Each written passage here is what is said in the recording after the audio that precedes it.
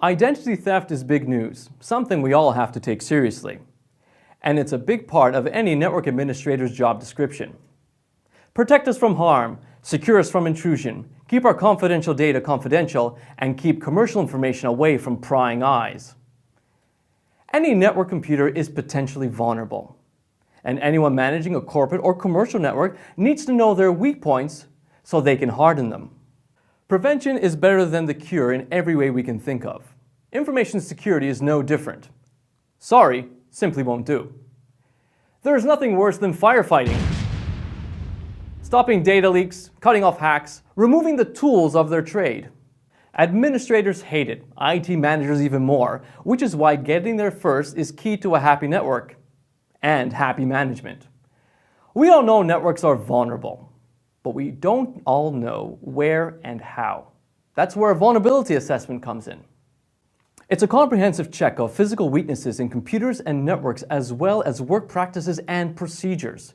It identifies potential risks and threats and any exposure, and develops strategies for dealing with them.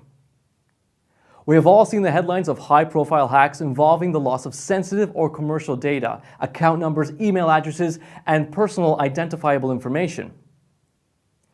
That's just the tip of the iceberg, the ones that make the news. These things happen every day, everywhere. This is why you need to look at your network from the outside. See it as an attacker would see it. Learn its strengths, learn its weaknesses, then plug the gaps. Your infrastructure may be secure, your servers locked down, firewalls on tight, policies written, acceptable use outlined. But what about attached devices, printers, scanners, fax machines? Default configurations are your enemy. They are a door into your network, a vulnerability often overlooked. This is exactly the sort of thing a vulnerability assessment would highlight in seconds. Any network that has users isn't as secure as we would like.